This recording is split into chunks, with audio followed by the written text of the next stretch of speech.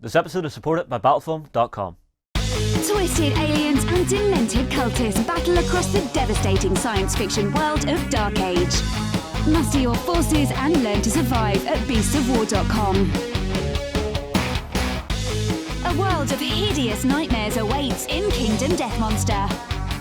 Fight to survive or fade into darkness at the Kingdom Death Hub at beastsofwar.com.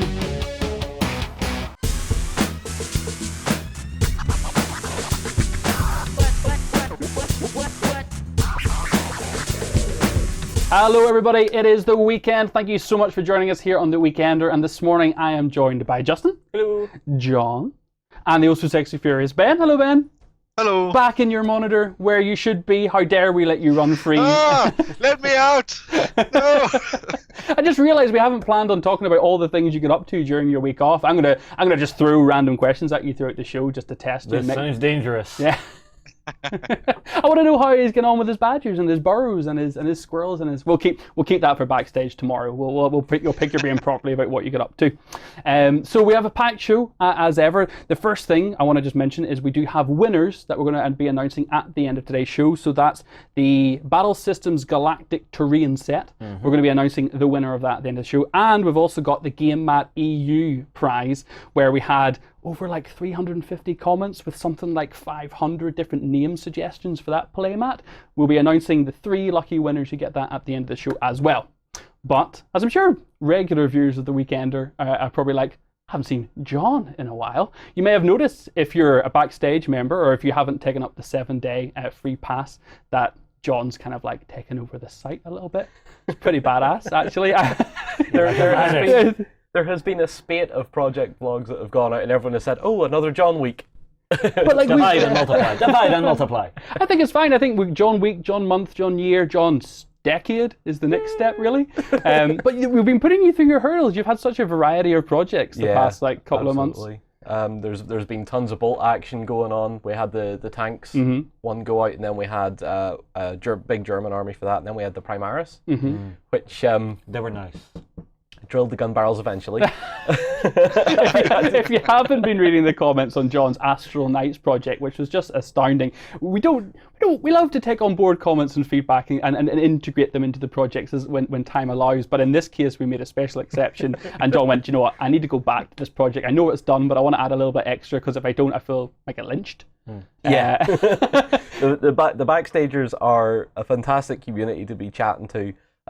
But if you do something they don't like, oh, you hear about it.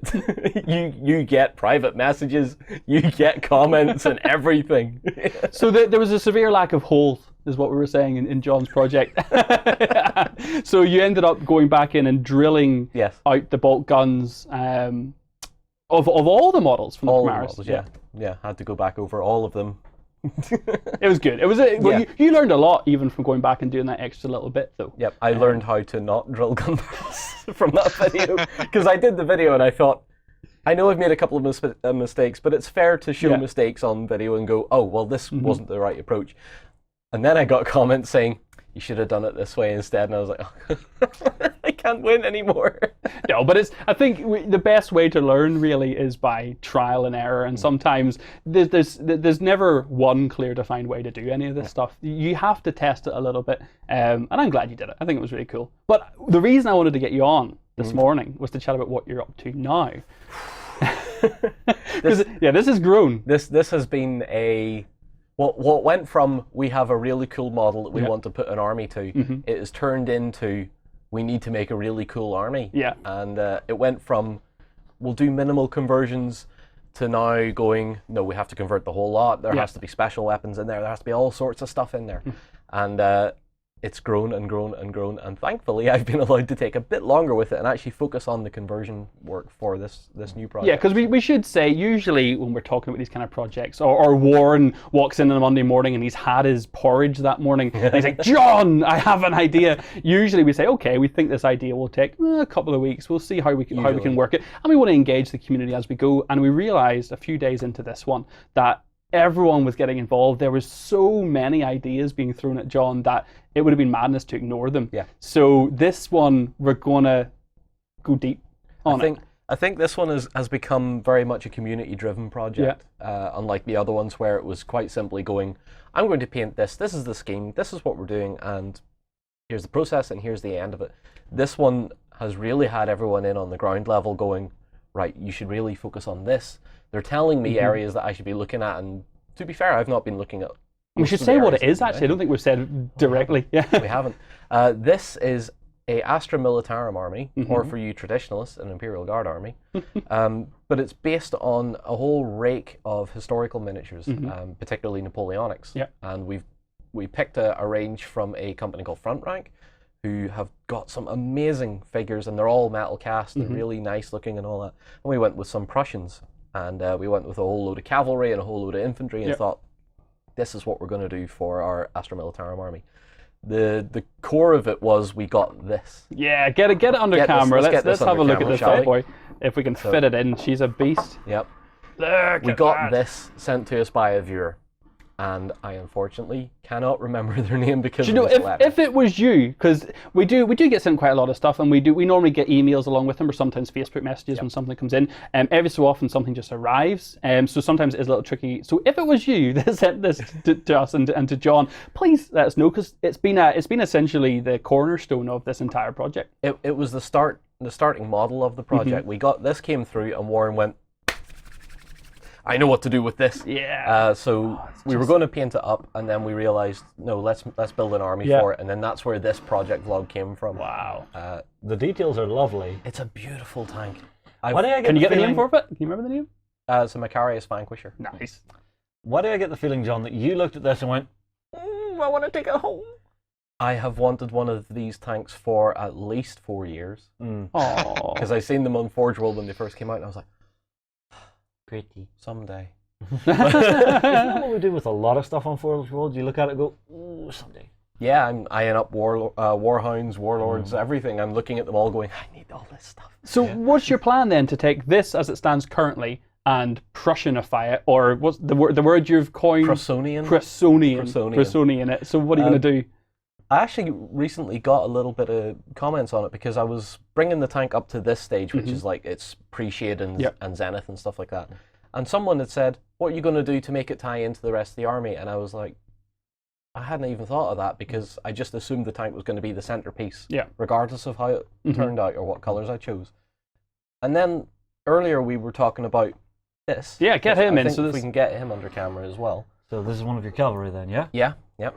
And I'd asked the community for a bit of feedback on how far I should go with the conversion on this guy. You know, how do you like the pennant, that sort of stuff? Do you like how the lance has been put together? And when the question came up on how to make the tank fit the army, I suddenly realized I have the answer right here, and it's the pennants, it's the flags. Really? So I'm going to put a whole load of aerials and stuff on it, an antenna, and they're just going to be festooned. I love that word. Festooned with antenna, and then just pennants all over it, just to make it look like a real sort of battle cathedral, sort of this big. Such a good term. I know, it's regal. Literally, because it is in the army list as the Lord of War for the army. Oh, okay. Make it have that persona about it. You know, this is a big vehicle. It's the only one this army has, and they treat it as if it is like the Emperor himself, you know, on the field. So. Well, this is the thing. It fits perfectly into the world of 40k, because those big vehicles, those ancient relics of the past, you know, they are, you know, treated almost as holy items. Yeah. So yeah, having something that looks very, very pristine and well kept, I think will look really good on it. Yep. Which is going to drive a lot of the tank fans on the website nuts, because they're all expecting me to do my full weathering run on it. Yeah, is that not going to drive you nuts as well? You're going to sit there and go, no, it needs some. No! Sometimes it's nice to not pick up pigment powder. It's a different challenge, though. And if this is the focus of the whole army, you imagine the troops are going to keep it pristine. Like, protecting it, cleaning it, keeping it running smoothly is going to be a high priority for them. And they're very, I think, just from the initial, half a dozen vlogs you put out so far and seeing the work you've done, they're very much going to be a force that are caring about their image. They're going to be very much about their chevrons, about their looking good, and about that devastating lance. I love how you have put the tip on the lance here. I really like that little detail that you've done to essentially like 40k at sci-fi it up a bit. Yeah. So if you're not familiar with this, like if you haven't been to Beast of War before, come along to beastofwar.com. When you sign up to the website as a free member, you get a 7-day free access to Backstage, where you can essentially follow along this with John if you want to, and see all his other crazy NIDs and Astral Knights and the tank war and all the stuff that he's done before as well, if you want to too. Yeah, that, and we have a ton of paint tutorials, designer chats back there as well. Yeah. So there is an entire library of content that you may not have seen. Cool. So, thank you for coming on and sharing it. I really want to give a wee spoiler away. Can I give away a little tiny spoiler? Go on then. Just a wee small one. I don't know if you've talked about this yet, so I might be behind the scenes, but there was a few questions from members of the community saying, where's the special weapons going to come from?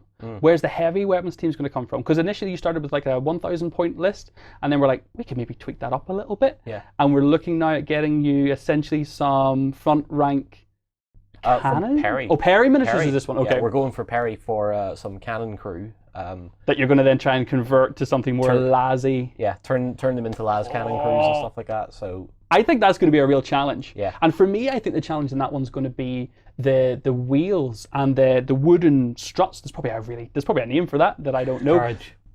All right, the wooden carriage. What you're going to do to that to not, because I don't, wood's not really a super common material in the 41st millennium. I don't. But wood's also incredibly cheap as a material. Okay. So that's my approach to it anyway. I'm curious to see what you're going to do with that. Yeah. Because that to me almost is more of a challenge than the tank, because the tank looks futuristic, right? You're taking something which is an icon of medieval warfare. Napoleonic. It would have been a better word to use there, and bringing it up. Yeah. It'll work. Yes, that's the attitude. It'll work, because if it doesn't work, there's at least 50, 60 people in the comments that will find me. So expect this one to carry on into next year. I think this is going to be a real a labor of love. Yeah, cool. All right, we've got a wee bit of an update actually as well, because we're coming up to Christmas season. Yep. I actually can't believe we're coming up to Christmas season. Yeah, so It's gone so fast. like a week and a couple of days is all we've really got left, and it's Christmas, and then it'll be gone and it's over, and it's into January sales and all that nonsense. But we wanted to. It'll be event season again. Yeah, man. I think event season really sprung up on everyone, I feel like, this year, but us particularly, because we did so much this year with Gen Con, with Salute, with Adepticon, with Essen. Like we really tried to push SteamCon, tried to push the boat out. And we realised, wow, actually events take up a lot of time. They genuinely do. There's a fair chunk of the year given over to them all around the world. Yeah, very, very much so. So I wanted to give a bit of an update to everybody out there, what you can expect over Christmas from us. We've got a couple of Christmas gifts that we want to kind of just lay out the framework for. So the first one, I'm super excited about. And I know you are, and I know Warren is as well. I'm having that moment of hallelujah. Probably the most requested piece of content I think Beast of War may ever have had. Yeah. We, on Christmas Day, will be releasing Year 6 of Kingdom Death Monster with Warren, Justin, and Chris. Yes, from Darker Days Radio. That's it. Carrying on their campaign, ongoing from Year 5. Yeah, so anyone who has watched the last cycle we did, we had just finished up with the Butcher. Almost everybody died. We almost did a TPK, which, not my fault, I swear. Not my fault. So we will be picking up from there. Our survivor, Sarah, our savior, has returned to camp after promptly skinning the rest of us as we died. This is in the game. Actually, game mechanics work for this. Brings us back, and we get set up to, well, carry on living. I mean, living. What better way to spend Christmas Day? Forget Strictly, forget Doctor Who Christmas specials. Oh, no. Put a little bit of time aside for the Doctor Who special. Has to be done. Okay, after Doctor Who, come and see what happens after all your party got skinned alive, and follow on with King Death Monster. I hope we weren't alive when she skinned us. I think we were dead. So that's Year 6 is going to come out on Christmas Day. Year 7 we're going to bring out on New Year's Day. So we're going to double hit you with the next 2 episodes of Kingdom Death, and then you can expect to see more of that content as we head into the new year as well. So throughout the end of January and February we'll have more of that too. I think, hopefully, people are going to love it. It's been one of those videos that I think people just wanted to see. Kingdom Death is one of those games that I think so many of us bought in for, but it just sits on the shelf. And I think watching you guys run through the mill in terms of playing it is a really enjoyable way to just live vicariously. You know, me and Chris, we did kind of vote for the cannibalism option whenever it came to, our principles and stuff, but that's how we roll. So you have to eat. You have to. Merry Christmas. That's not. I got some jokes. Christmas dinner is not the one. I got some jokes. I'll keep them. I'll keep them for backstage tomorrow. No. I'll keep them for backstage tomorrow. So what else are we going to have over Christmas? LSR 2590 will be wrapping up. Wrapping up? No. Wrapping up. He'll be wrapping up his Sharp Practice. His Sharp Practice article series, where he's going to be looking at how to add characters and basically taking your rank and file guys and giving them a bit of a title and a bit of prestige and what to do in terms of the narrative of Sharp Practice. His article series has been wonderful, really focusing on the stories you can tell within Sharp Practice from Too Fat Lardy. So he's going to have that. We're also going to have Dave Taylor, who's going to be continuing his Painting Wargame Collection series as well. So he's going to be getting into talking about planning, which is something you talked to him about recently as well. Absolutely, it was great. Spreadsheets, man. Like this is see, if someone has said, start painting minis, there can be spreadsheets. I think I might have had a different approach. That'll work. Love me a spreadsheet. We're going to have all the regular stuff over Christmas as well. Your unboxings, Let's Plays of Chain of Command, Mythic Battles Pantheon, and a video that I'm incredibly excited about, because for Christmas for me is often about arguing with your family after. It's having a little bit too much to drink, or a little bit too much to eat. It's eating too much cheese, many varieties of cheese and crackers, and then once everyone's tired and ready to go to sleep and it's only 8 o'clock and everyone's just like, oh, I can't think, let alone move, and then I go, I've got a game we should play, and we're going to release a video of John, Justin and myself playing Sheriff of Nottingham. Ooh. Because it's a game for me that I was eager to play with Justin, because it's all about lying. It's all about lying to your team. Lie to you. We talked about shadow games and how much we enjoy that, and the opportunities that arise of trying to be sneaky with each other. So that's going to be our little kind of bringing each other around the table and ruining friendships with board games.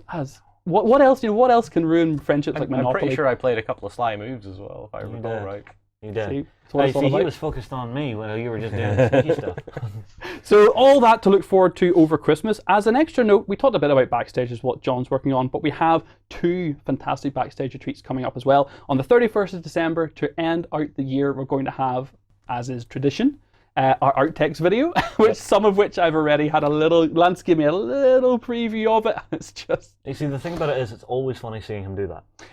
Do you know, you have to love your editors, okay? They have everything. They start rolling not just what you guys see at home, but a little bit before and a little bit after, where you think you're safe and you realize you're not.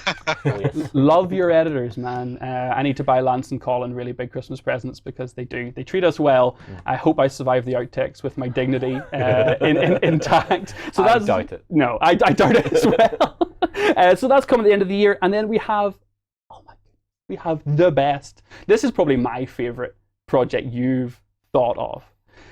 Over Christmas, where the studio will close for a little while, we have hundreds of thousands of pounds of amazing miniatures and games and a studio full of, equipment, but it's the minis we care about. No, I'm worried about that equipment. So we needed something to look after the studio while we were gone, and we had a bit of a whirl around the office, a bit of a chat, and Warren found something we had sitting in storage, one of these. This is, and I'm going to try and get it out, a Nerf N-Strike Elite Rhino Fire Motorized Double Barrel Blaster. That name is epic. Try and say that like 10 times drunk. Which, it looks fantastic as it currently stands. Fully automated, double barrel, big battery powered, and both the sort of barrels articulate in a lovely kind of... Yes. In a lovely fiery motion. Love your editors. You know what I mean. Love your editors. But you have an idea on what you want to do with it, John. Yeah, I'm getting to do a little bit more of my sort of prop making that I played with a while ago. Do you remember the pipe rifle from Fallout I made and all that? I'm getting to take these things and actually make them into defenses for the office. I'm not going to give too much away, because there is a lot of interesting stuff going on in there. But it's interesting to take what is technically a model, but it's like kind of 1-to-1. Yeah. But make it look like it's not what it is. You know, you get a Nerf gun out of the box. It's bright, it's shiny, it glimmers in your face, and the darts are everywhere. Yeah. The darts are everywhere at the minute, because I've lost most of them. This is the thing. Whenever you get Nerf guns, even if it's for like a little sibling or something like that, A Nerf gun is actually still pretty well skilled to actually fit well in an adult hand. There's something intimidating and uncomfortable about someone just... Nerf guns are just Nerf guns. They're just good fun, aren't they, really? But someone holding one and kind of just glazing about the room looking for something to shoot, it puts you on edge in a way that you can't really describe. I'm looking forward to see what you do. We're going to probably have to put the Prussonian Army aside for a little while. This will be going to bed while I play with the Christmas projects. Yeah. But this will be coming back in the new year. Cool. That, so. Although I have actually been shot in the eye with a Nerf gun. Not fun. It actually hurts. Well, in the eye, I'm pretty sure. Yeah, Like, it was actually Sam. Was it From close range, from about this far away, he just went... Sam. And it was just... It's the ones you'd never expect. Yeah. It's the butter. It's the butter. Honestly, it was an accident more than anything, because let's be honest, as soon as you fire a Nerf gun, you don't know where the hell that thing's going.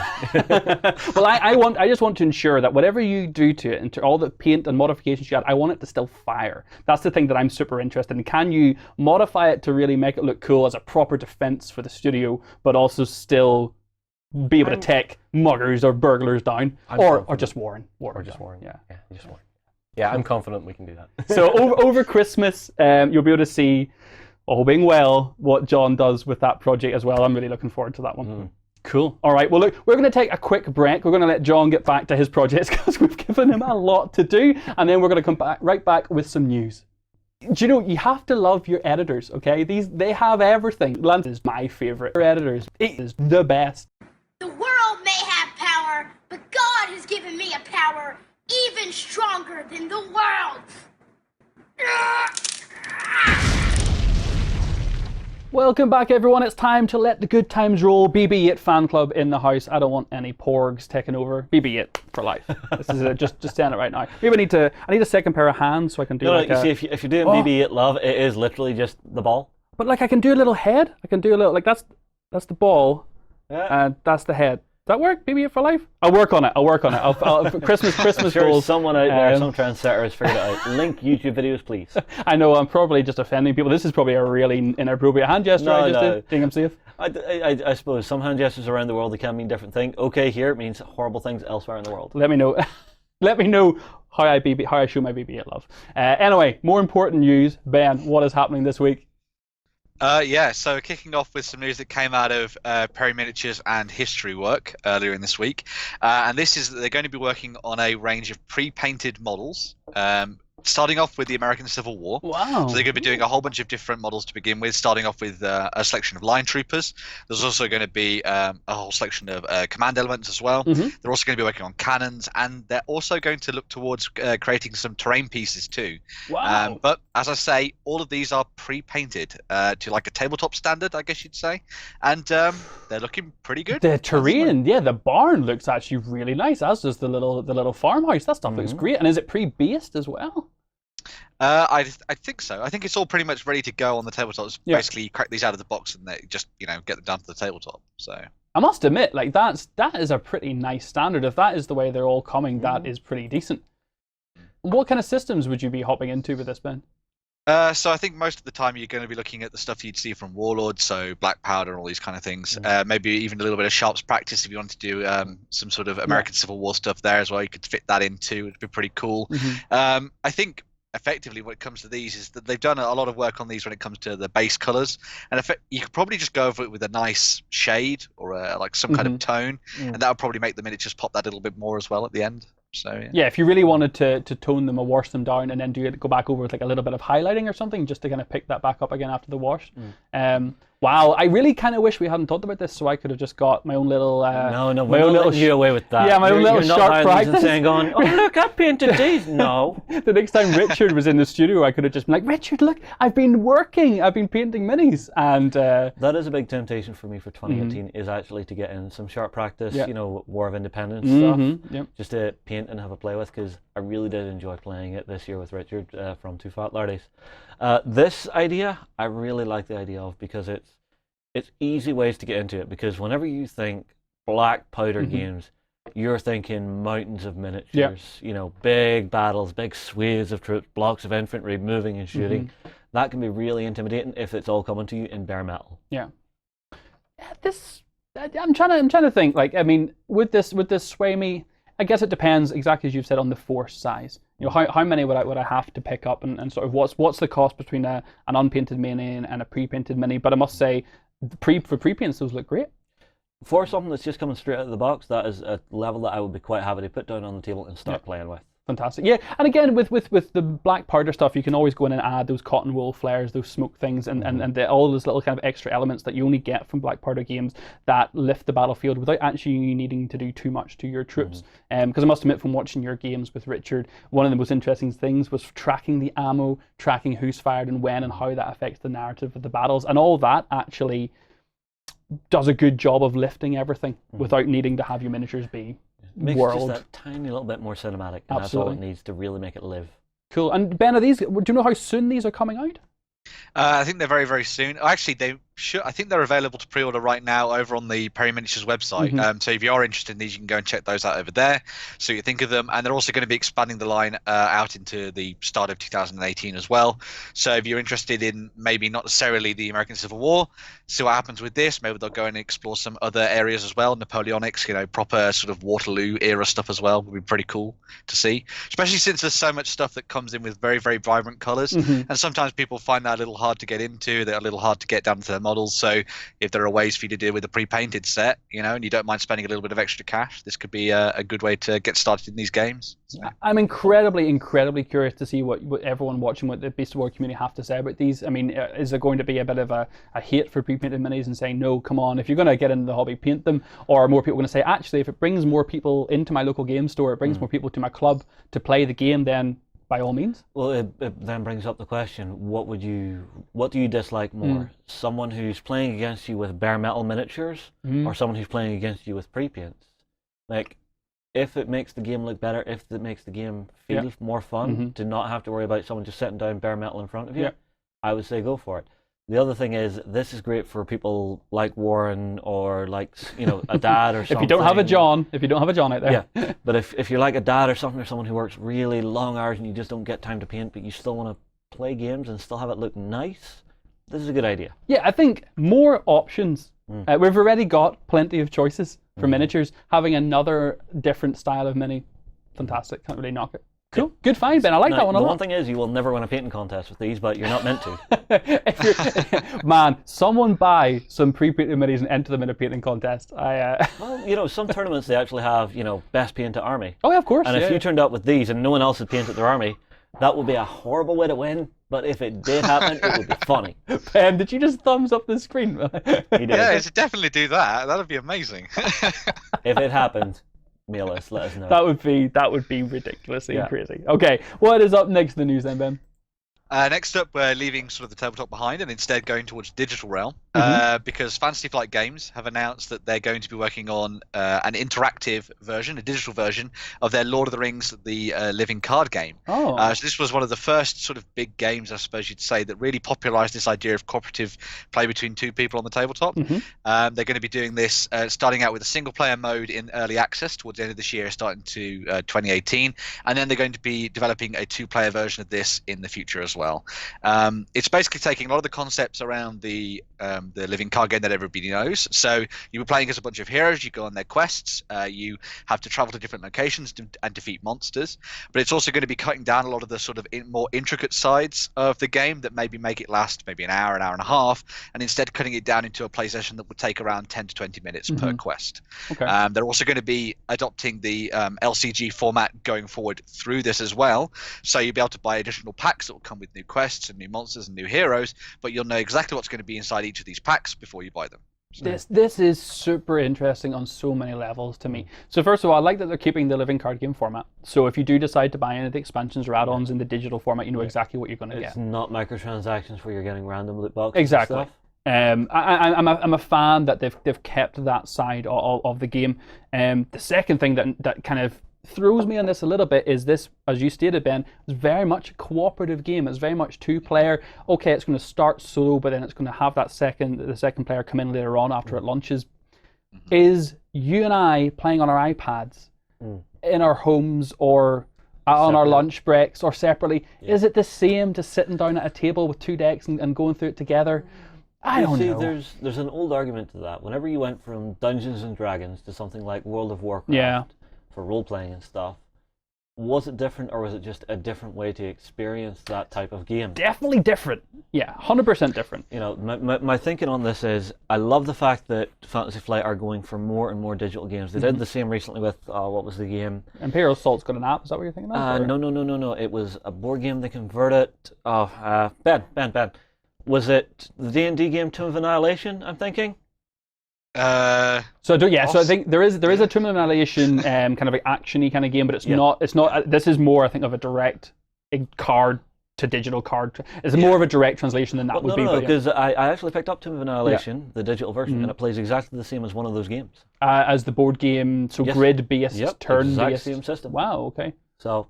Okay. So is it going to be the same? It's not going to be the same. I think we know it's not going to be the same. It's a completely different experience. But are you going to get the same enjoyment from it? I think it's just a different way to enjoy it. Yeah, I think the key point of this is the ability to cut down the playtime. So it's one of these things where, you know, you can play these games in 10 to 20 minutes instead.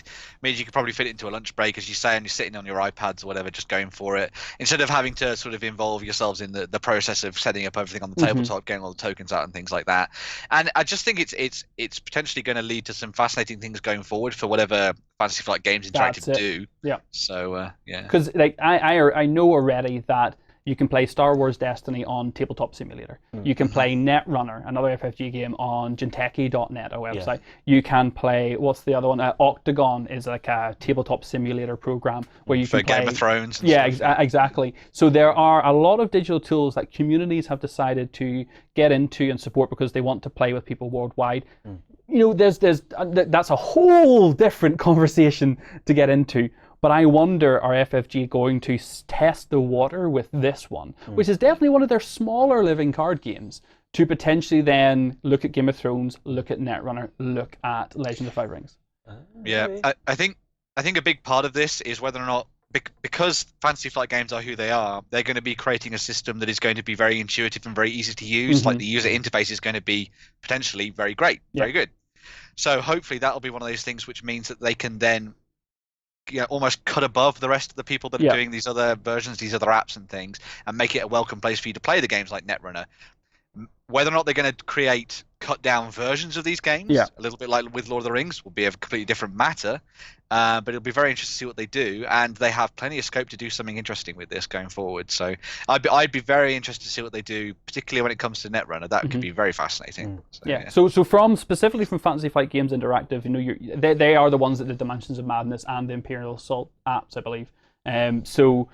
Okay, they may not look at Star Wars Destiny because it's so tied to the dice, and it's obviously such a big IP as well. They may not look at Game of Thrones, depending again on IP, but Netrunner, L5R, far more likely I think they could look at. Yeah, you see, I think what this is really them going after is something we've discussed before in the weekend, ages upon ages ago, was being that person on the last mile, you know, the person furthest away from anyone else to try and actually meet up with people to get games. Now, if you have to drive an hour to get to your games club or whatever every single week, if you're used to it, fine, it's not so bad. If you're maybe a youngster or something, you don't have a car, you'd have to get a bus or something, it becomes a bit more of a problem. So actually having digital variants of these games where you can still experience that game and have fun with it, I think is a good idea.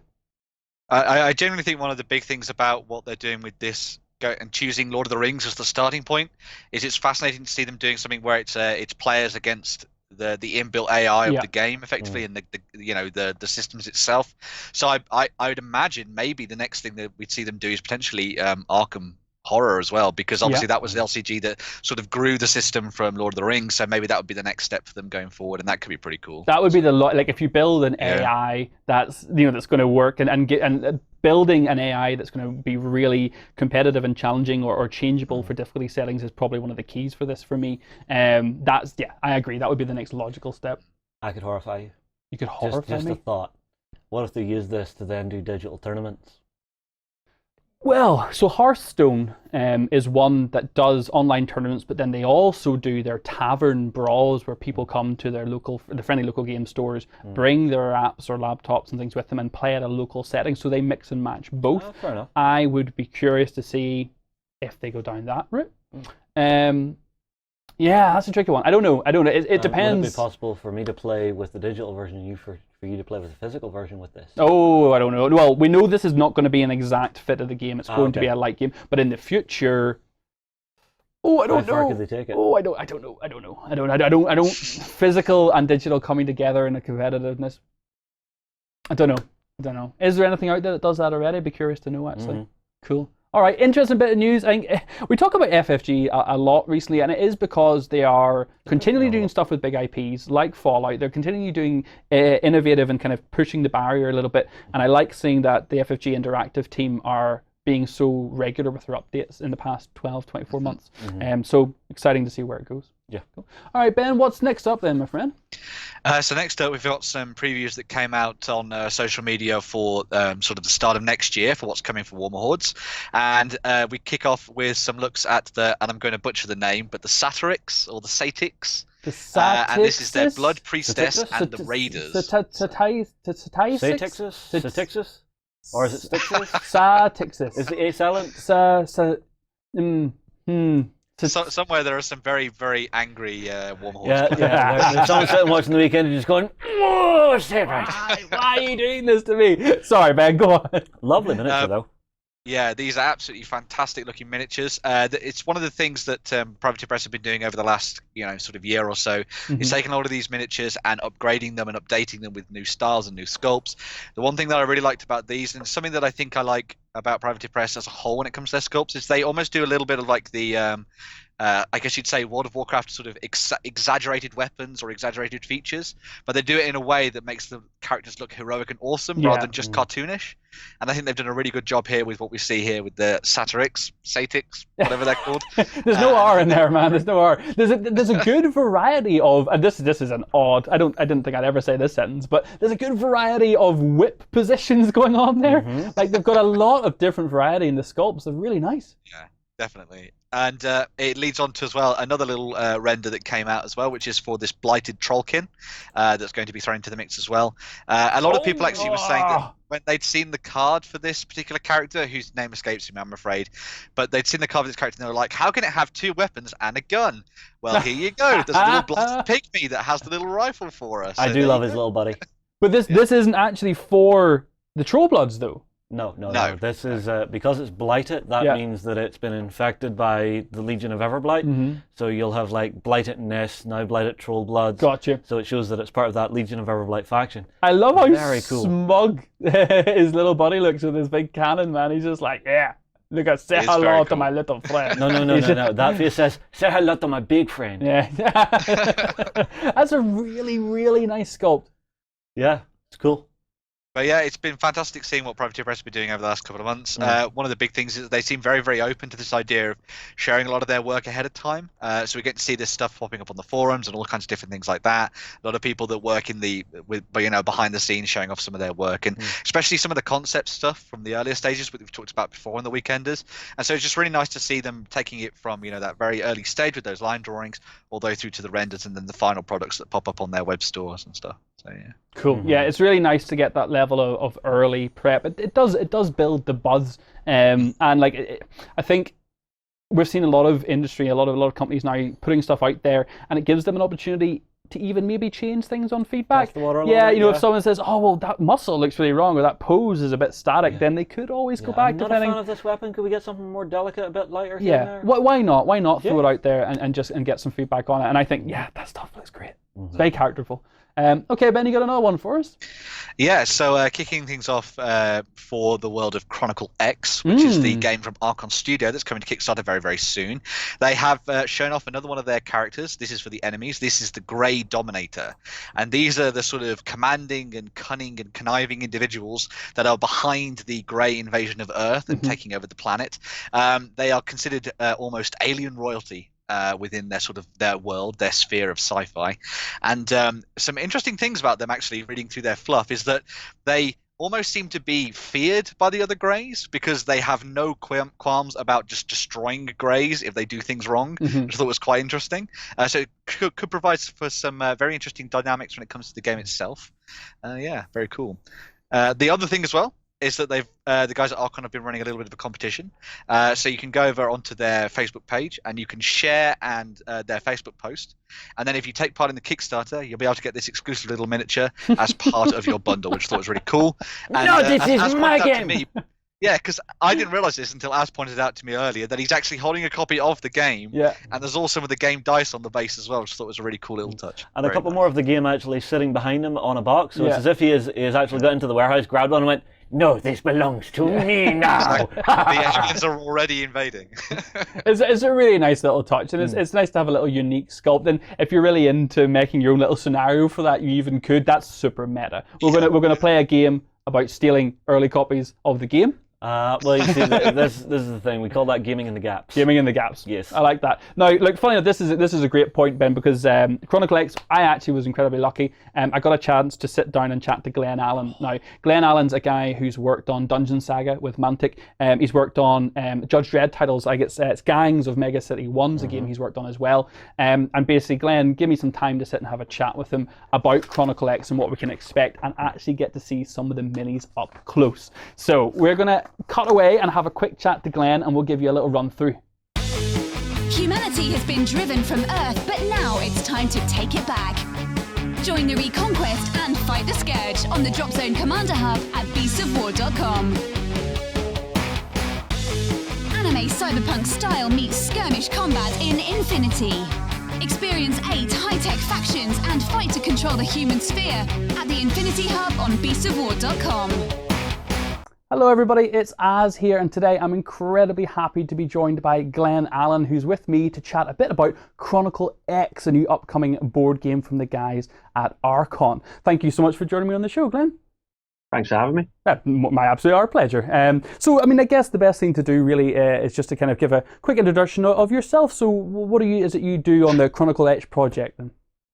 So I'm a freelance games designer, so I've been working on all the mechanics, creating all the characters, the items, all the things that you'll be playing with in Chronicle X, all the cool things you'll be able to do, and all the things you'll be able to see and kill in Chronicle X.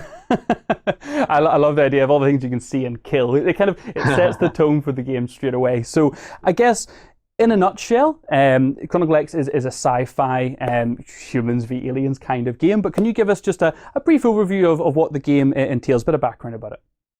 Yeah, so it's set many years after aliens have landed. Throughout those years, the aliens have now infiltrated the Earth's government. They've now summoned the alien reinforcements, and they've successfully taken over the world. They've crushed all the nations, and they're now zone by zone going through the Earth, taking full control. And it's up to Chronicle X, who are a team of ragtag heroes who hold up in the space station base, to come down to the alien-infested parts of the zone, parts of the world, and by completing missions, kick them out, and hopefully, if they're successful enough, send them packing and take back control of the Earth. I love the idea of sending them packing. What does an alien suitcase look like? I'll just, so everyone at home can get a feel. Of course, we'll have lots coming up about Chronicle X, but I'll show you guys just a couple of close-ups of the minis so you can get a quick feel for what these aliens look like. So we have your sort of typical greys, these guys at the front, who aren't, very, very dynamic, mid plasma grenade throwing, sprinting towards you in a really kind of creepy, slithery, alien-y, slimy kind of way. So that's just to give you a feel for what the greys look like. And then if you want to see what their leader or sort of alien commander might look like, and actually let's bring it in so you can see for scale. So much bigger brain, bigger head on this guy, much more sophisticated armor. And you know what, we'll come back and we'll look at these guys in a little bit more detail later on, but just to show you, these are the kind of things you're going to be fighting, and these are the kind of guys, check this guy out, that you're going to be using to take on the alien enemies. So this is, if I keep me right, I'm showing off Mudslide here, the guy in the power armor. Absolutely gorgeous mini, but we'll come back to those a little bit later. I just wanted to give you guys at home a little teaser for essentially what you're going to see on the tabletop. So the gameplay itself then, Glenn, when you're sitting down to a table, how many players does it play with? How does it set up? What kind of board are you using? Give us a bit about that. So it's 2 to 7 players. One player is taking on the role of the Overmind. That's the leader of the alien invasion, and he's got all the troops they can send down to cause havoc on the Earth zones. And then you've got 1 to 6 players controlling the heroes. So awesome. It's 2 to 7, and one player can control all the heroes if they want, or you can have 6 each individually taking on the role of one hero. Okay. So in the campaign takes place over a series of missions in which you're sort of in a bitter struggle to take control of each Earth zones. You do this by winning a mission.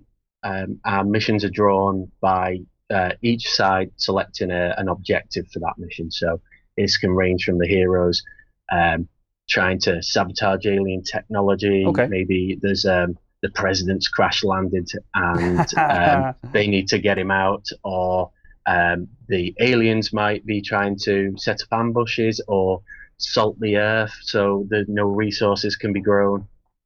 So it's a very competitive game where each side has their own set objectives. It's not just a case of the aliens are just reacting to these heroes that have turned up. They're being quite sneaky, and they've got things to do as well. And you'll be playing this on a board. It's obviously a board game, but you'll be playing this on map tiles, essentially, that kind of are double-sided and kind of can be randomly assorted, I assume, so you're going to have different types of scenarios? So you'll have 6 tiles available to you. The tiles contain all manner of unique features. That could be like lots of buildings, some could be more open ground. Gotcha.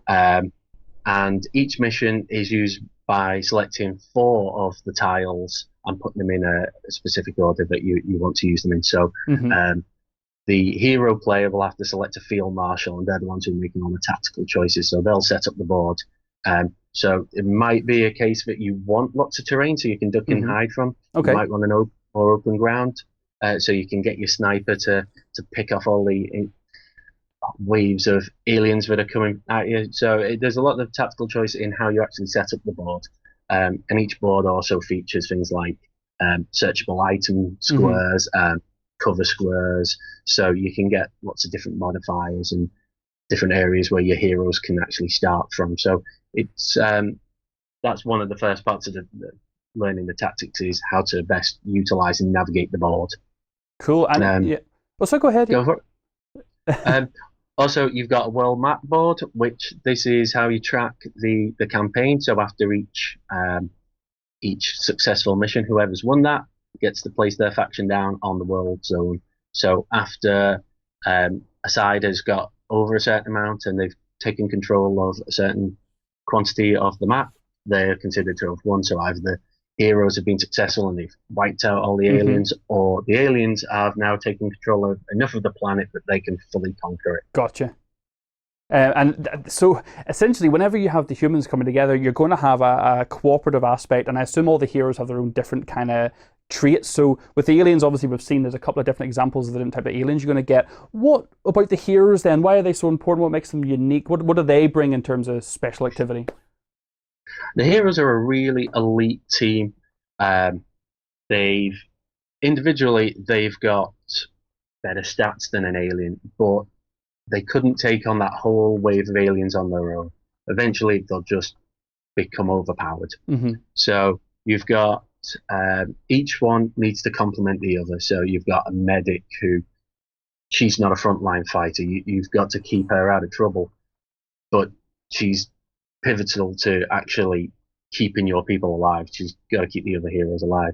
You've got one who's highly maneuverable, so she's excellent at picking up objectives. You've got the big, strong tank who's just the guy you want to get into combat as quickly as possible because you want him taking the damage for your weaker ones.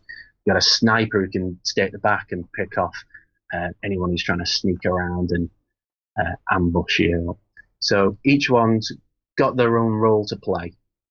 They've got their own signature equipment that they can utilize to enhance that role, and they've got their own abilities, but it's trying to find the ways to use them, that creating the synergy between one another is going to be the success of the heroes actually. Absolutely. You don't want to send your medic or your object finder out and then get them surrounded. You've got to keep them moving. You've got to know when to use your fighters, when to use your tanks, and when to use your support roles.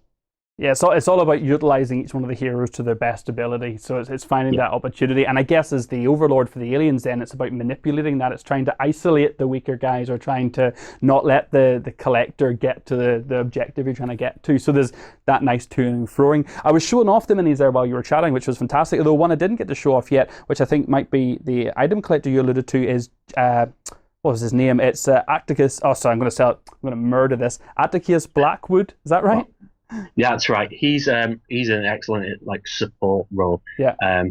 He's quite a shady character. He's stolen a load of alien tech, and probably if there wasn't an alien invasion going on, you wouldn't want too much to do with him. But Earth needs all the heroes it can get. So what he can do is, when there are item tokens on the board and blip tokens, which is what the alien player will be using at the start of the game, because they don't just place their models down. Oh. They place blip tokens down. So essentially they don't start with any minis on the board at all. They're actually all stealth, but I assume on the other side of those blip tokens then is actually what each one of those models will be. That's right. So so there's it could be an alien or it could be a decoy, and that's what the alien can use to. They might send off the heroes on a wild goose chase. They might be able to mob up all the really strong aliens, or they might have support aliens with other ones. They're literally just a blip on the hero scanner until they've got line of sight and within a certain range. But Blackwood, because he's a support group role, he can use his equipment to sort of flip over tokens, so you can see, oh, we don't want to be going into this warehouse because all those wrong things. Or likewise, you might be able to find out if there's a really useful item token on the other side of the board, so you'll want to send your maneuverable guys out to go and get that. And that really is fantastic. Now, we're going to have another video coming for you guys soon where you'll be able to find out all about all the heroes, what makes them individual, and how the actual mechanics of the heroes work, so you can delve into all of that. So we'll have that coming up for you guys soon. What I think is really interesting about that mechanically is just and narratively is the thought of him walking up to a warehouse, scanning it, and realizing, oh no, those 3 blips are actually nothing, and realizing that they're all on the other side of the map about to get mobbed. And I think this is probably a good opportunity to show off a couple of the more interesting and sort of more specialized aliens. So I've got the 2 kind of psionic aliens, because we're going to have alien sci-fi powers outside just the technology. Can you tell me a little bit about how they work? They're the really cunning aliens. That's they're your hit and run aliens. You usually, if there's a wall blocking you and another model, you won't be able to shoot through it. The psychic models, they can't, because they're not using physical bullets or anything. They're using their weird alien psychic powers. That's really nasty for if you've got one on the inside of a building and all the heroes are around trying to get through. They can just keep picking them off. And they're really nasty. Luckily for the heroes, there's not too many of them about, so they can be really well utilized for a smart overmind player. You can get all your sort of grunts to guard them while they pick off all the heroes. That's mind bullets. That's how you want it to work. They can slide the door out of the way and then get their shot through and slide it back. Psionic powers, man, they're just the bomb. And then we've also got here some wicked. I can't think of a better word. A wicked sculpts here. So the more kind of predator, alien, gnarly kind of tentacle guys, those super aggressive, agile looking guys. Who are they? They're the beasts. They are the savage close combat aliens. They've been brought in basically just to get right in the grill of a hero and just claw them to death. They're just claws and teeth. What they're really good at is just charging forward. Each alien has a behavioral action, so once they are the flip tokens flipped over and placed down, they'll act straight away. So they'll make a behavioral almost AI action. So a standard grey will usually panic and run for cover. A beast will just charge forwards. So what you want to try and do is take those out before they get to close combat, because if they can get into base-to-base contact with a hero, it's usually not going to end well.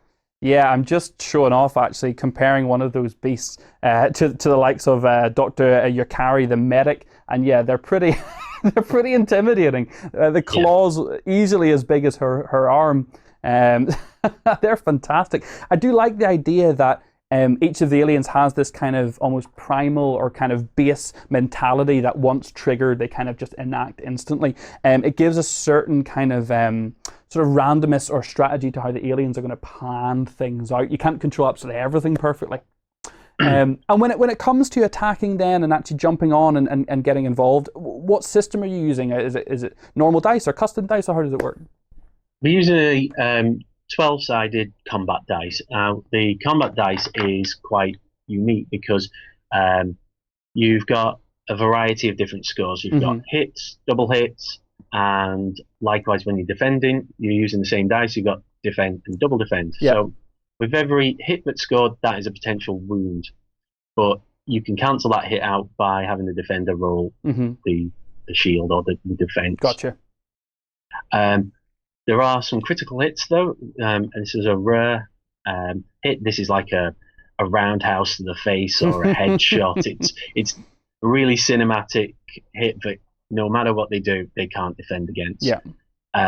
There's also a failure because there is always a chance that your big testosterone fueled hero can just charge into the midst of battle and just fail. They've fallen over a stone, or they've just completely misjudged their attack, and it's just so as it's not just not hitting, it's actually having a negative impact on you, on your character. Can you actually injure yourself or hurt yourself in that way, or are they too strong for that?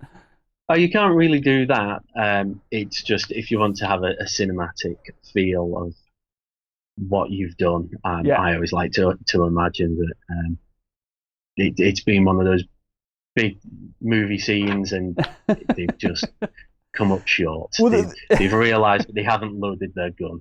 Oh no! All the bravado and all the build-up, and then just click. Yeah, I must admit, coming back to the minis for a second, I'm going to show these up close. They really do capture a fantastic kind of nostalgic, almost 80s feel, like just to show you up close, because first of all, the bases themselves are stunning, but you've got these little shots here which almost look like deck players or cassettes or cassette players recording tapes on the side of some of the guys. Some of these older pieces that are then mixed with the higher technology. And the bases on the minis are stunning, especially the theme on this one where you've got a chopped up, sliced up alien, because clearly that's what she's doing with her swords.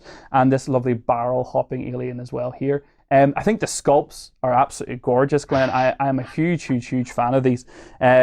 So we talked a little bit about the campaign system and about missions. So ongoing then, our heroes going to get the opportunity to collect things? Are they going to get new weapons? How does that system work? Can you, I don't know, craft things? What are you doing between missions, I guess?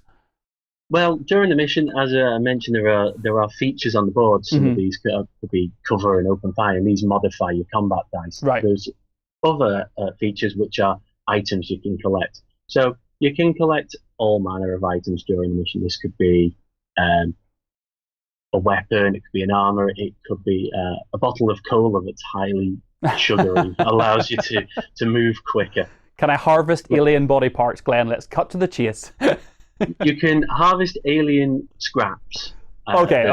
All manner of alien alloys and weird battery fluids, and you can collect those. And in between missions, you can upgrade all manner of things. So you might find a cool piece of armor, but you can strap on more big chunks of alien metal to make them even better. You could also use that scrap to build your space station. So this is the space station that the heroes are holed up in. Oh, I see. Right, okay. So in between missions, you can increase the amount of rooms that you've got. You could start to build maybe a med bay. Now, if you've taken a lot of injuries during one mission, in the next mission, you're going to be injured again. Right. But you could then build a med bay and assign that hero to the med bay and become fully healed before the next mission. Yep. But there's all manner of rooms you could build. You could build a communications and surveillance room that allows you to alter the difficulty of upcoming missions. You could build a workshop so you can start massively improving found equipment. But you've got that choice of you can only pick one room to be assigned to. So if you've got a guy who's got really cool piece of armor that you know you really want to upgrade, but they are a bit battered down. You've got to decide, do you want to take the chance of upgrading your armor, but sending them out a little bit more battered and injured, or do you want to spend that time to fully heal up and just think, well, we'll deal with the armor at a later date? Yeah, always go for the risk. Always get the fancy technology. That's what I say. That's why I'm so good at XCOM, and none of my guys have died 100 times. And on the alien side of things, then obviously they've got a wide number of different types of aliens which they start with. And is it the difficulty of the mission that kind of sets what they have available to them? The difficulty of the mission, each time you've had a mission, the escalating difficulty goes from green to yellow to red, and if it ever escalates beyond red, the aliens have just taken control of that. Okay. I think so. The heroes they can't just pick all the easy missions constantly. They sooner or later they're going to have to select those tough missions. But the difficulty level dictates how many points that the Overmind can use to build their force. So, and the green's difficulty, which is the least difficult, they only have 15 points. So they might be spending most of their money on greys, which are the almost like cannon fodder, but you want them on the board because you can overwhelm everyone. But you can then, the more points you get, the more you can start spending on more elite troops. You can bring in the beasts, you can bring in your psychics, you can bring in commanders. That's going to really sort of start affecting the gameplay, because eventually the heroes are going to have to go into one of the red missions, and they are coming up with they're facing the full alien hordes. They've got all the nasty monsters. They've got all their cunning aliens. That between mission chat that's going to happen around the table when you're the Overlord, just saying, go on, try the red one. You'll be fine. What's the worst that could happen? As you're sitting there calculating your alien points going, oh, it's happening. Oh, yeah. It's when you see the Overmind picking up all three of the beasts and going, yeah, there you go. It's okay. You just put them behind a little screen and say, they're just greys, man. They're just greys. You've no need to worry. That's that Dungeon Master love coming out of me there. That's it. The game sounds absolutely fantastic. So this is coming to Kickstarter, is that right? Yeah, I believe so. It'll be, I think the 18th it goes live. Ooh, so if any of you have some Christmas money that's left over, if you shortchanged a few nephews or something, you could hop into this. And I assume, I don't want to jump ahead, but stretch goal-wise, we could expect maybe to see some more aliens, some more heroes, stuff like that start to come out, but it's a little bit away before we get into that good stuff. Yeah, I'm sure there'll be plenty of cool things to come if...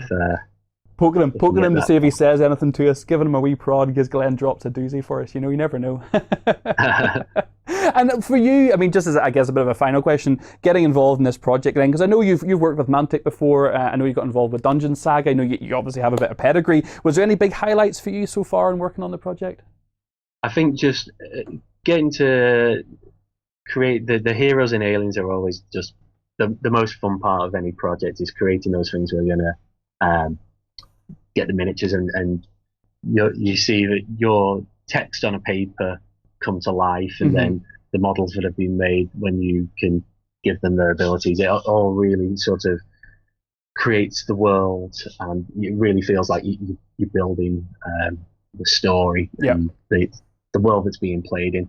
I mean, I love doing the items because, as you said, it's got that 80s feel, and we've got cassette players and big chunky old phones with just grafted chunks of metal and alien antennas and stuff coming out. So there's all manner of really cool items, and it feels really cinematic, and it's all over the top and really good fun. So it's been fantastic.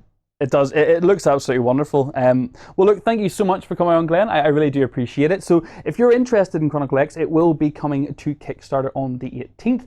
If you're interested to find out more, we're going to have another video coming up soon where we're going to have a delve into some of the heroes that you get at the base level pledge, before obviously getting into all the madness that may come thereafter. We'll chat about a bit of their lore and about mechanically how they work as well. So leave your comments below, and we'll catch you again soon. Hi guys, I'm Ben from The Weekender, and you're watching The Weekender here on Beast of War. Oh my god, The Weekender's on right now. I need to go back onto my TV. See you in a bit. Yeah, so it was really nice to sit down and get Glenn on the show. I appreciated his time because when you're frantically building up to a Kickstarter, there's no more hectic a time for a company to try and get everything ready so it's looking good. We've got the preview here. So this will be going live, I believe, on the 18th. Who is this? Yeah. Who is this? You gotta put me on the spot. This is Marcon. He's Mudslide's the best way to call him, I think. The game's got a real 80s feel, and he really has that kind of super wrestler, mad flamethrower wielding guy look. I want nothing else but this one miniature. It looks like me in 15 years. He's one of the standard heroes, right? And on that point, we will be having a heroes chat next week as well, so we can look at all the mechanics of how the different individual heroes work. But having a look at the Kickstarter, it won't be live just yet at the time we're popping this out, but it will be live next week. Essentially, they're keeping it simple. They've got a bunch of stretch goals in mind, but they're keeping the pledge level simple. You're basically getting a copy of the game. You got a full range of the greys that you're going to be getting to, and a good number of sculpts alongside the beasts, commanders, all the things you're going to need to play the game. And the thing that really jumps me into this, we're into stretch goals now, is how you build your base. Because what you're going to be doing between missions, if you're on the hero side, not the alien side, is building rooms, building med bays, building engineering bays, and doing all these little things that are going to help you basically say, am I going to heal between this mission and the next one, or am I going to upgrade my armor? Because I can only do one of the two, so I need to make some decisions about what I'm going to do. And all the while... My temptation is rising, Ass. Be careful here. My temptation all the while, you're going to be fighting the aliens on different missions, but if you leave a section of the world alone too long, the pressure is going to build up there, and the alien force is going to build up there. So you have to deal with multiple different threats and target prioritize. But it is a one versus many game, which means you're going to have up to 6 people against one person, one overlord, one alien player. So it's a really interesting looking one. If you want to check it out, we'll put a link to the Kickstarter so you can go and have a nosy. I think the minis for me were a big selling point. These guys have done Load, and they've also did Vanguard of War. Sounds familiar, yeah. I think I'm getting that name right. I might not be getting that name right. So I'm hoping this one will be a successful one. Talking about Kickstarter then, we have a couple of Kickstarters that we want to show off. Ben, what do we got today? Yeah, so the first one is a little card set collecting and drafting game for 2 to 4 players. It's called Mythic Arcana. It's by Tau Leader Games. Oh, that's pretty. And the idea behind this is that it's all about creating a pantheon of gods. Okay. You'll have a sort of setup in the middle where there'll be sort of 5 or 6 gods on the table, and then you will be rolling a couple of dice, and then you'll be using the values of those dice to buy gods of that level or below, and you'll be putting them into your hand in front of you. Then, in subsequent turns, you'll be rolling the dice again and also activating some of the powers that come on these god cards in order to manipulate the dice in order to choose different gods and play around with the dynamics of what you've got and what your opponents have got and things like that. The idea behind the game is that you're looking to create your own pantheon of gods and fill each of the different slots. So you have a god of war, a god of justice, a god of peace, whatever, etc., etc. This means you don't actually necessarily have to follow the pantheons themselves. So you don't necessarily have to do an entire pantheon of Norse gods or an entire pantheon of Egyptian gods. You can try and mix it up and match it as you see fit and play around with the different player powers as well on the table, which is really cool. The other thing that is massive about this game is the artwork is absolutely gorgeous. And it really is. Yeah. And they really wanted to show this off as well. So each of the different cards are sort of tarot size. So they're a lot bigger than the kind of cards you would normally see on the tabletop, which I thought was really nice. But yeah, a really cool, sort of very simple and easy to get into game that you could probably play with a bunch of people that maybe don't play a lot of games on the tabletop. But there's a lot of sort of intricate strategy going on with the way in which you use the different powers and stuff later on. So it's got a little bit of depth to it as well, which I thought was good. It's nice seeing the variety with Norse, Greek, you've got Roman, you've got Egyptian, you've got, looks like Hindu there. You've got a whole Shinto variety. And everything, Yeah, that's really nice actually. And tarot cards, I've played a game called Mystic Veil, which uses quite large cards, and there's something a little bit disconcerting initially because a lot of people are used to holding playing cards and cards of that kind of size. And the first kind of couple of times you do it, it's like, oh, this is kind of hard. I hold these, but when you're playing them down and looking at them and they're forming a pantheon or forming a board, they really do lift the table. When you're playing card games like this, where there isn't something that sits in the middle of the table and takes up the space, these overly large art pieces make the game. And the rules and all the different kind of interactions they're going to have obviously are important, but the whole game just stands out on its own feet with that art alone, I feel. Yeah, looks cool. Yeah, I quite like the idea of it. I will be interested to see exactly how the mechanics work for this, because from the sound of it, the mechanics are going to be very, very quick and simple to learn, but your interactions are where your real tactical depth is going to come in for this game.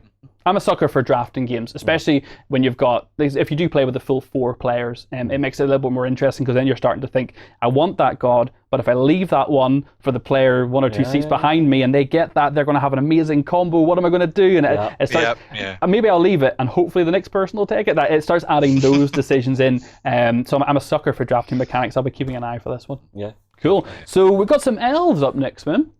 Yeah, so the next is a group called Last Sword Miniatures, and this is their Kickstarter for a range of Elven Lords. So this is a bunch of different characters and troop choices that you can use for building up your Elven armies. All of the models are in 32mm, but it's sort of like 32 heroic, so it fits in with a whole bunch of the stuff you might see in 28mm from Games Workshop and those kind of games like that. As I say, they're all going to be a selection of different elves for you to pick up. So a whole bunch of characters, mages, you've got archers in there, you've got spearmen, you've got royal guards, it's got a whole bunch of stretch goals mixed in as well. The miniatures themselves are going to be made out of a sort of plastic resin hybrid. Nice. The main point behind this is that they're trying to make it so that the models are sort of durable enough, but also that they don't sort of bend or snap and things like that. And they're also packed with detail at the same time, which I thought was a really nice idea. They also come with a really cool, an interesting sort of mechanic when it comes to the way that the arms fit onto the models. They've called it the kneecap system. I don't know particularly why it's called the kneecap system for arms, but there you go. And it's so that you can pose the arms in as many different possibilities as you like, but then cover it up with other parts of the models so that it doesn't look weird or awkward, which I thought was a really nice touch. So it means you can actually get some very, very dynamic models on the tabletop. So sort of, so we can see in that example there, so you've got raised, you've got kind of static, you've got kind of more drawn and pointed forward between the gap and the shield. That's really nice. It seems it's something you don't see that often anymore. A lot of companies have gone to the clicking kind of. Yeah, a lot of people use the keyed system now, where you'll have the peg coming out with a specific keyed shape to it, and then a slot on the other side that matches, so that you can never build them wrong. See, this comes back to another really old argument: is you can either design a very modular miniature which is quite static in pose, or you can design a really dynamically posed miniature which doesn't exactly have a lot of modularity to it. The kneecap system that we're seeing here, I think, is maybe sort of the halfway house that they're trying to work between that, so that you can change up your weapons but still get a lot of interesting poses into it. Yeah. My thoughts anyway. No, that makes sense. And what kind of systems would you think to use these? But I think they had some good examples further down where they were comparing them to other ranges. Oh, and there's that. Oh, sorry, forgive me. We did. Yeah, there's that. So it's a plastic resin. So it's a hybrid of the two. I mean, if you're able to bend the swords like that and have them return that straight, I'll be elated. Yeah, definitely. Yeah, they've basically tried to make it so that it's as kind of material as possible for anybody that's working on it as a hobbyist. Because everybody knows what it's like when something breaks or it snaps and things like that, or when you see details that aren't as sharp as you would have liked. It's always nice to have a nice little bit of a halfway house with something like this. But when it comes to systems, one of the big things they've tried to aim for is Ninth Age, which is a community project that was done to try and create a new version of Warhammer Fantasy Battles for the tabletop. It's very, very popular. It's got a lot of a sort of community-made rulebooks out there, so if you're very interested in that kind of thing, you can go and check that out. I'll put some links in the show notes and stuff for you to go and have a look at it.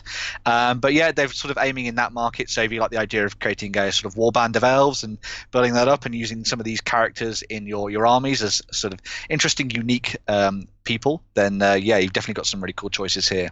They actually, just to comment on the characters themselves, they've done something I really, really like about elves, where they've done them as sort of like almost dangerously like dark in some cases. Like they've done them where they're, for example, the prince is wearing this mask and the mage himself looks like maybe he's dabbled on the wrong side of magic for a little bit, potentially in the past. I just love this idea that these elves that have lived for so long, of course they're going to be potentially playing with the darker side of life at the same time as the light side. So yeah, cool stuff. They are really nice. Well, I mean, look, some of the details really just jump out on these. I mean, look at your command group. Yep. You've got musicians in there, you've got champions, you've got standard bearers, and the level of detail on them is just beautiful. I love the sort of scale mail sort of long coats that they've got going on here.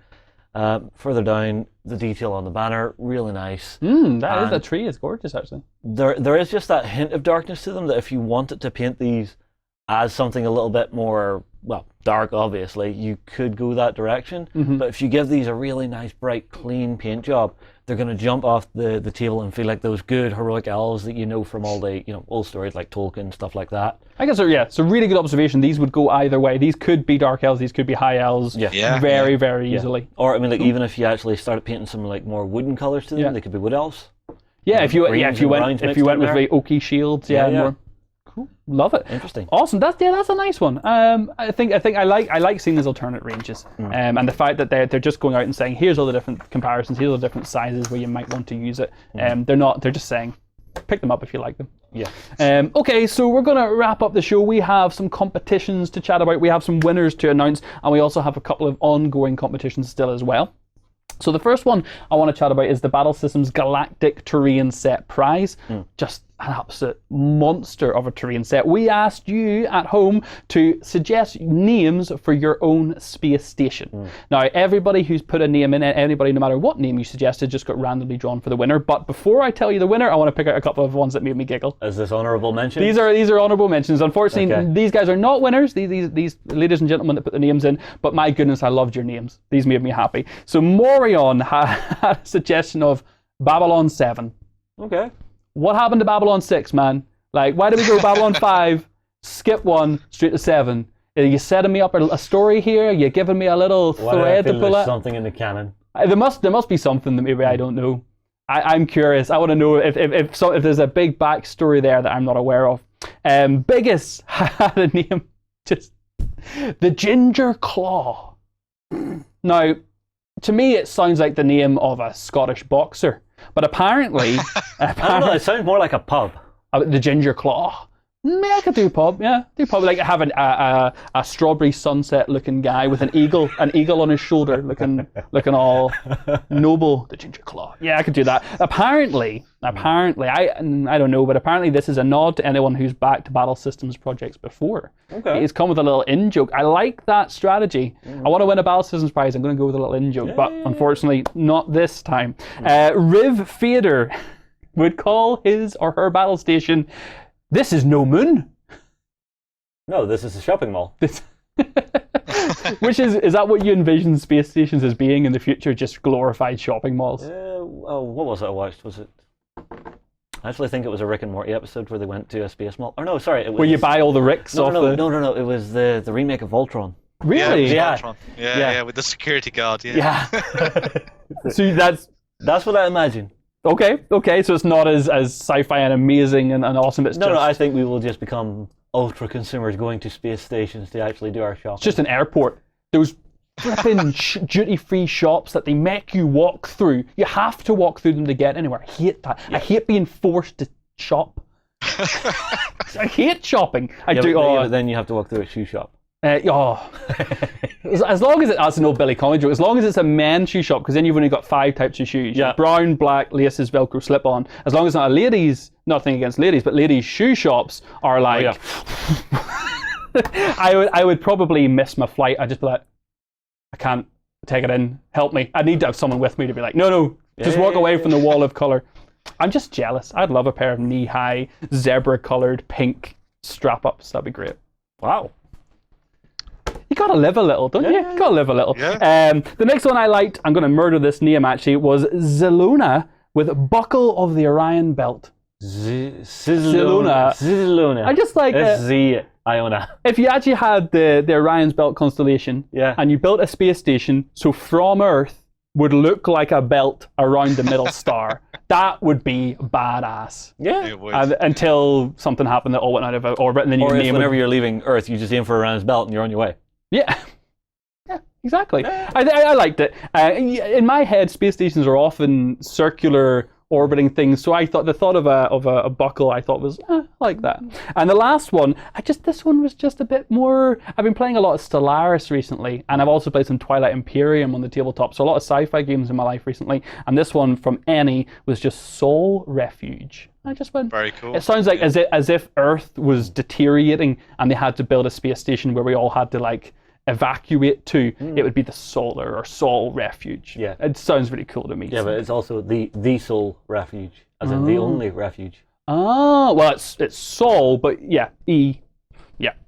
So thank you. All the suggestions were fantastic, but we randomly generated a winner to get that Battle Systems Galactic Terrain set, and the winner was Bothy with Smuggler's Run. Congratulations, buddy. I like Smuggler's Run too. I must admit, it's a very, very nice name. A completely different feeling from Sol Refuge. Far more gangster, far more core spacey, I must admit. Yeah. So congratulations. Make sure you come to beastofwar.com and up here, up there, you click the claim your prize to get us your details so we can get that on its way to you. We also have a competition to announce with the Game Mat EU mat. So yes, this is for this. Yeah, let's bring that up. Oh, Ben, get Ben out of there. Get out of there, Ben. Closer. There we go. So you see, so this was the mat. The Game Mat EU decided to come to the Beast of War community and say, Beast of War community, we need some suggestions for names of this. And we're giving 3 of the mats away, 4x4 versions of this mat, so you can get into Necromunda. And we've picked out, now these were our favourites. We chatted to the Game Mat EU guys, and these are the ones we picked out that we thought really befitted it. So the first one, This winner. was my favourite one. This is your favourite? This was my favourite. Go on then. So, first one, it was from Voltbane with Ruined Reactor. It's a Ruined Reactor is a good feels one for nice. that. It has that look. It suits this mat. Look at it. You Yeah. can just imagine the reactor's cracked, glowing through. It's really nice. It's still, doesn't have that bright glow of a reactor it's currently on, but it has that dull nuclear wasty kind of feel to it. Okay, the next one, the second person that's going to be getting a mat then with the name Toxic Basement is Setch. That's Setesch. Setesh, maybe? Setesh. Better. Setesh. Congratulations. Ben, do you want to give us the third one? Yeah, and the third one the name was Noxious Industry, and this was from the user Daladan, I suppose you'd say. Dalaidan. We really copped out on the names today. We spelled far too many. We should have just committed to it. Well, look, congratulations to everyone. Thank you so much for all your comments and suggestions. There were some amazing ones out there. There were a lot of IP infringing ones out there. Which, unfortunately, we had to just be careful of. But these, I liked all 3 of these. Now, the Game Mat EU guys are going to be bringing that mat out in December. So keep an eye on their website to see what the name is going to be, so you can see which one actually makes the final retail release. I can't wait for that. As we said, get those claims in on beastofwar.com. Up in that top right corner, there's a drop down saying claim a prize. Get your form filled in. Claim your prize. And send us pictures of you playing on the prize. I want to see it. I want to see. We did get some flack. We had the foreground guys in. Yes. And we set up an amazing table with the Jezeri foreground terrain and also some of our own scatter terrain and forest to have a more terrestrial kind of hive. So as if they've come up from the Underhive and gone to another planet to maybe collect and fight over resources. Yes. And we got some flack for having unpainted minis. Primed. They were primed minis, but they were not 3 colours up. Now the table, everyone loved the table, but on Facebook when we put that up, we did get some flack for not having the 100 minis. That's fair enough. So send us pictures of you playing Necromunda with your new mats and put us to shame, please. So we have 2 ongoing competitions if you still want to pick yourself up a prize before the year is out. First of all, we have the Jezeri Terrain Bundle. That's the £400 mega bundle. Either on Beast of War or on Facebook, we want you to suggest ideas for an expansion for that terrain. So we'll put a link below and you can go, and you've still got a chance, and next week we'll announce the winner of that prize. Yes. We also have the Battlephone Privateer Press backpack. That's the new backpack. That's the brand new backpack. We have just this week released a preview of the backpack, so you can actually see all the details, and we sat down with Gemma to go through that. So we'll put a link as well in the notes of the show on Beast of War, so you can go and check that interview out if you want. But we asked you on that link to tell us which event in 2018 you'd like to take the bag to, so make sure you go and comment, say what event in 2018 you'd take the bag to, and hopefully you've been with a chance of winning that. Yes. Cool. So congratulations to all our winners. Anyone who's going to win something in the future, best of luck to you. But I think that's where we're going to wrap things up. Yeah, sure. Cool. Well, look, it's been a lovely day. I hope you enjoy your hobby. I hope you're not having to run about to Christmas shopping. I have one gift left to buy. Oh, that's not bad. That is not bad. With a week and a couple of days left. Actually, it is, because it's for my brother, and I have no idea what he wants. Oh, then voucher time. Well, you see, normally I'll go to like some random little techie store and just get like a gadget. Just a random ass gadget. Perfect brother gift. We're going to talk about Christmas gifts tomorrow. We're going to talk, if you are stuck or if you've got a partner who you want to drop some hints to, tomorrow on XLBS we're going to chat about some of the Christmas gifts you might want to pick up, where you can leave the room, get the wife, the girlfriend, the boyfriend, the husband, get them to come in, take your seat and watch it, and maybe they'll take the hint and get you something you want. So tomorrow, XLBS, come and join Backstage over on beastofwar.com, and we hope you enjoy your hobby. We'll see you again soon. Go ahead and check out our other content on screen now, and be sure to check out beastofwar.com for the latest gaming news and gaming Let's Plays. And while you're at it, why not hit subscribe, and remember to ding our dong. Go on, you know you want to click it. Go on.